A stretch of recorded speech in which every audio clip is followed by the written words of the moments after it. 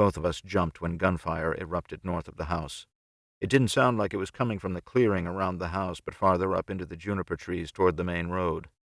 What started as just a single shot, then another and another, quickly escalated into a solid staccato of pops.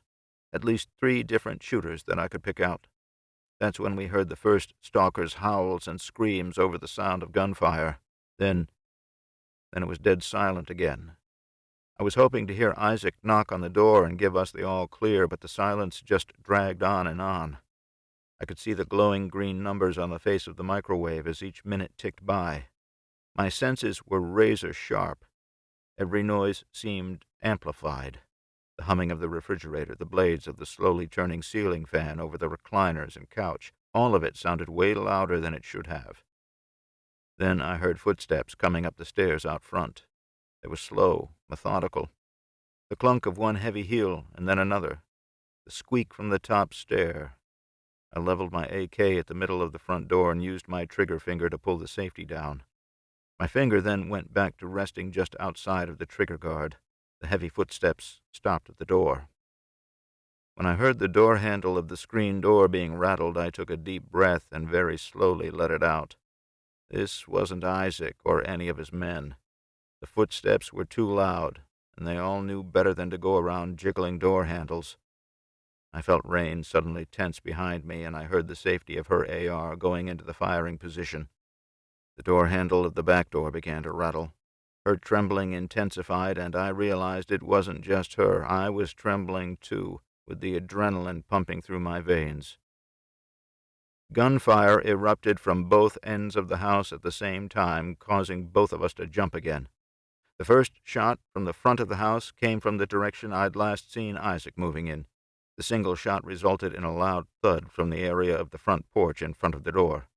Almost the exact same thing happened at the back of the house, only it was 2 rapid succession shots before the sound of a body hitting the wooden planks of the deck with a hollow thud. There was a momentary pause, and then all hell broke loose. Other guns joined in from all around the house. Muzzle flashes could be seen even with blinds and curtains pulled closed. They were close, on the wraparound porch sort of close. The sounds of brass shell casings ricocheting off the house and bouncing across the decking were everywhere. Rain and I held our positions and our breaths as the battle outside intensified. The howling and screeching of the stalkers was everywhere all at once. They weren't as close as the shooters, but they were getting closer. Over the sounds of chaos, I heard one sound that stood out from all of the others. First, it was one loud thud against the thick walls of the cabin. Then there was another and another. My mind was asking why someone would be shooting at the house. That was the only logical explanation for the heavy thuds I was hearing. I heard a yelp and a grunt from where I thought Isaac was outside. I also heard him hit the deck. There was a round of cussing intermingled with gunfire from his position. Against my better judgment, I moved from my position to the kitchen window. Leaning over the sink and lifting the corner of the blinds, I saw Isaac trying to crawl toward the front door. He was hurt, and by the looks of it, bad. He rolled onto his back and shot a stalker in the chest who was about to pounce on him. He emptied the magazine of his pistol and then resumed crawling for the door. "Isaac's down," I said in Rain's direction, but I was already unlocking the door. You have been listening to an audiobook excerpt from Feral Outbreak, Invictus, Book 3 of the Feral series by Sean Liscom, published by Creative Texts Publishers, LLC, all rights reserved.